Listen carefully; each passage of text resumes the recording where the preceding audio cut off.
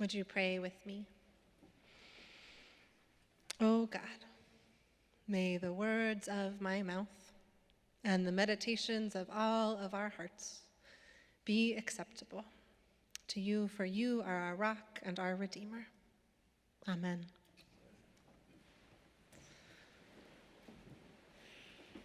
The year is 426 AD, and the Bishop of Hippo, or present-day Algeria, has just finished another book.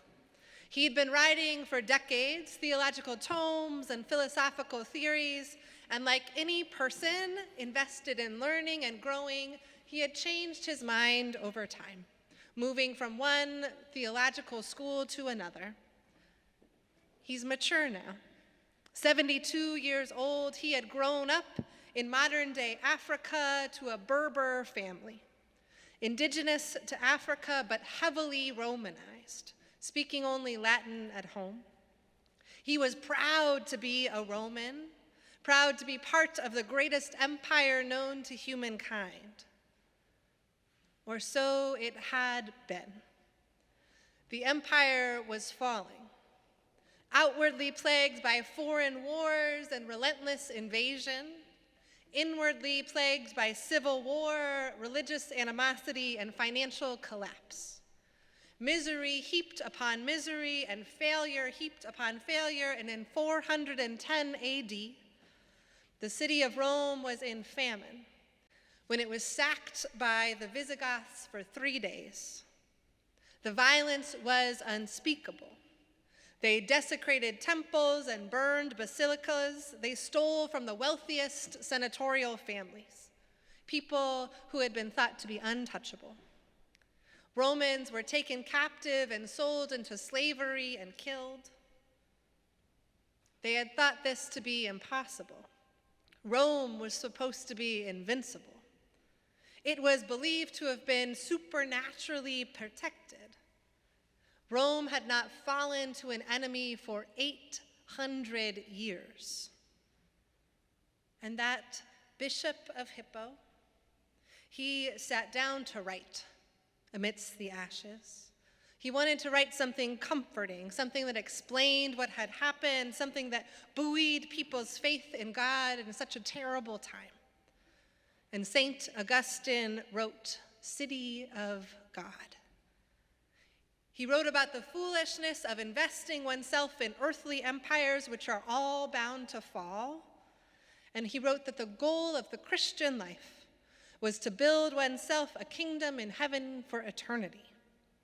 After all, he wrote, was not earth a fallen place?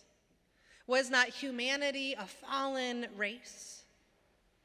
And he put together a story that we call the fall.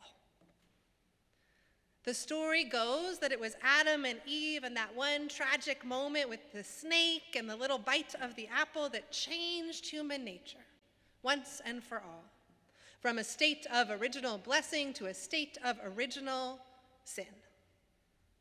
That when Adam ate from that apple, he corrupted his very nature. And then Adam and Eve had children, passing down their corrupted nature through sex to their children, who would then become all of humanity. Humanity was, in Augustine's opinion, a massa damnata, a mass of perdition. This idea would be debated and passed down and debated and passed down for centuries. John Calvin wrote, original sin, therefore, seems to be a hereditary depravity and corruption of our nature diffused into all parts of the soul.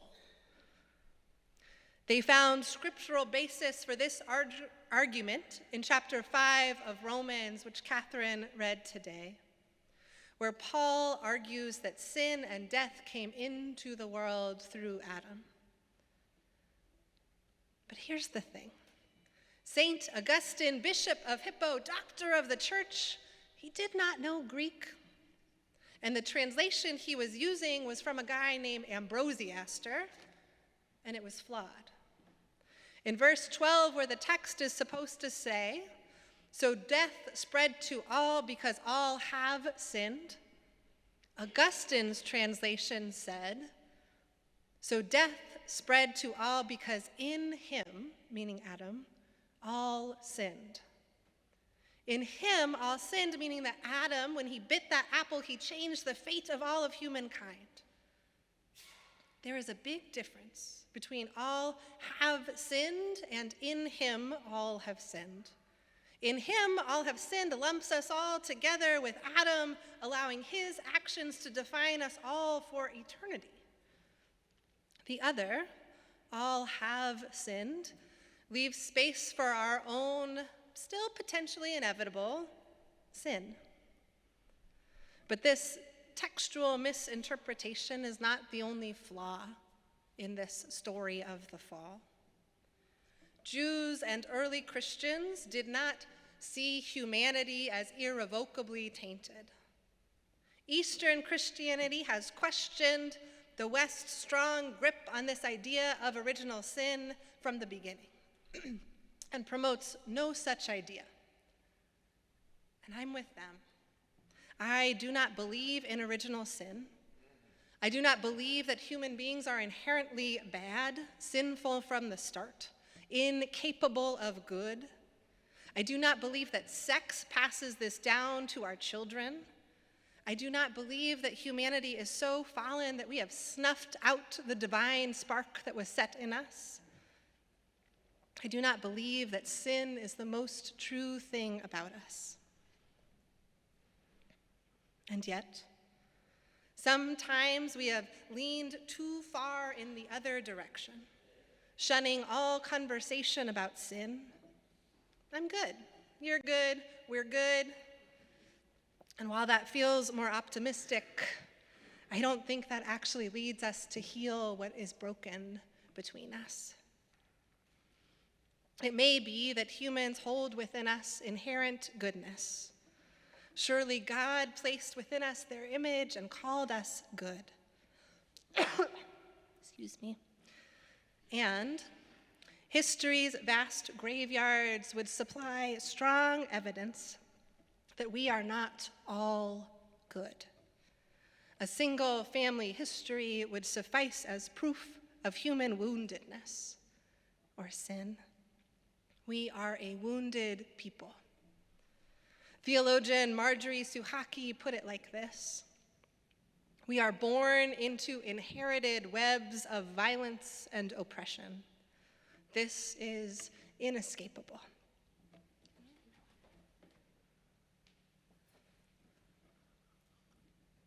A network of relations, both life-giving and death-dealing, that stretch back for millennia. This network expresses itself in cultures and social structures, laws and wealth and systems of power, white supremacy, cis-heteropatriarchy. These touch our lives before we are even a thought in our parents' minds. White supremacy culture poisons the very air that we all breathe, the prenatal care we have access to or don't, the traumas that our parents or grandparents went through or the ones they were spared from. Before we are even born, we are caught up in a web of wounds. It is in the soil that our food grows in. It is in the air that we breathe. It is the blood in our veins. It is the ancestral memories that lie just beneath our brain's myelinations.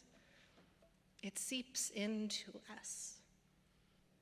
There is a woundedness about us that exists before we were born. It is a condition of existence, and we cannot avoid it. We have, you and I, inherited cycles of harm. In some of these cycles, we have been the victims. In others, we are the perpetrators or the benefactors. We are not the first of the sinners, but we are the inheritors of it. When a parent dies, so often their adult child is left with an attic full of stuff. A great aunt's wedding china that surely someone will have a use for. a box of television shows taped onto VHS. Some of the stuff is useful or beautiful, precious and worth keeping, and some of it is an albatross, harmful and strange and not letting us move on. We are heirs to great strength and beauty, and we are heirs to cruelty, to systems that we did not create, into which we did not choose to be born, but for which we are nonetheless responsible now. That old box of VHS is our problem now. The cycles set spinning endless generations ago are our problem now. What have we inherited? What sin, and yes, we can call it sin, has been passed down through your family, through your community, through our country? What have you inherited? What have we inherited, Old South Church? Where do we see ourselves caught up in the web, in patterns of addiction or cycles of abuse? Maybe in wealth, old enough and white enough to surely have its roots in slavery. We are responsible for the faithful stewardship of what we have inherited. If we want to be free, if we want to heal, we need to steward this inheritance toward healing. But before we can clear out the closets and the attics and the dark basements of our inheritance, before we can start fresh, we must first step into the attic, shine a light, and take a hard look at what we have inherited. And here is where I tell you that I will not be ending this sermon with an answer, by charting our course toward fixing things. Instead,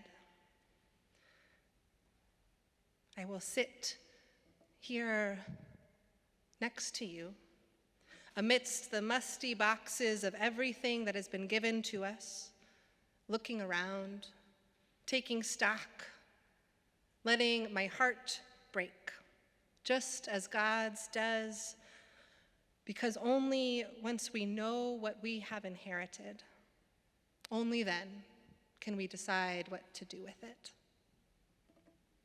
Amen.